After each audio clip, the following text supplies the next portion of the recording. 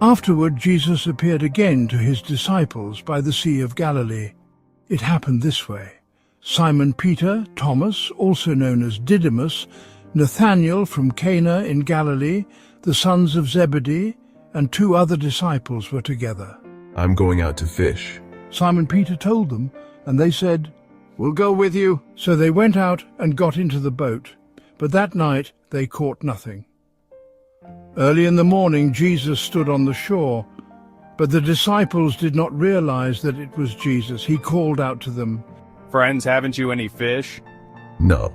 They answered. He said, "Throw your net on the right side of the boat and you will find some." When they did, they were unable to haul the net in because of the large number of fish. Then the disciple whom Jesus loved said to Peter, It is the Lord. As soon as Simon Peter heard him say, "It is the Lord," he wrapped his outer garment around him, for he had taken it off, and jumped into the water. The other disciples followed in the boat, towing the net full of fish, for they were not far from shore, about 100 yards. When they landed, they saw a fire of burning coals there with fish on it and some bread. Jesus said to them, "Bring some of the fish you have just caught." So Simon Peter climbed back into the boat and dragged the net ashore. It was full of large fish, 153, but even with so many the net was not torn. Jesus said to them, "Come and have breakfast." None of the disciples dared ask him, "Who are you?" They knew it was the Lord. Jesus came, took the bread, and gave it to them, and did the same with the fish.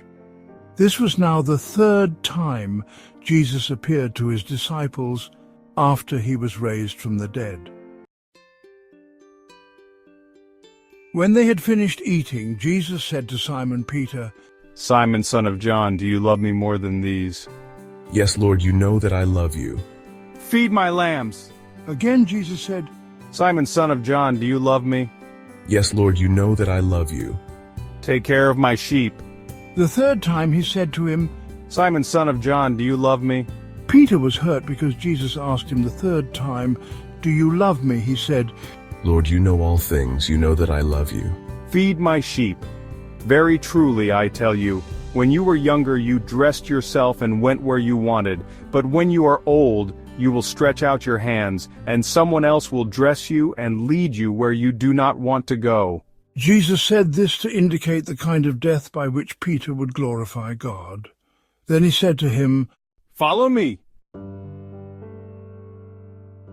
Peter turned and saw that the disciple whom Jesus loved was following them. This was the one who had leaned back against Jesus at the supper and had said, "Lord, who is going to betray you?" When Peter saw him, he asked, Lord, what about him? "If I want him to remain alive until I return, what is that to you? You must follow me." Because of this, the rumor spread among the believers that this disciple would not die. But Jesus did not say that he would not die. He only said, "If I want him to remain alive until I return, what is that to you?" This is the disciple who testifies to these things and who wrote them down.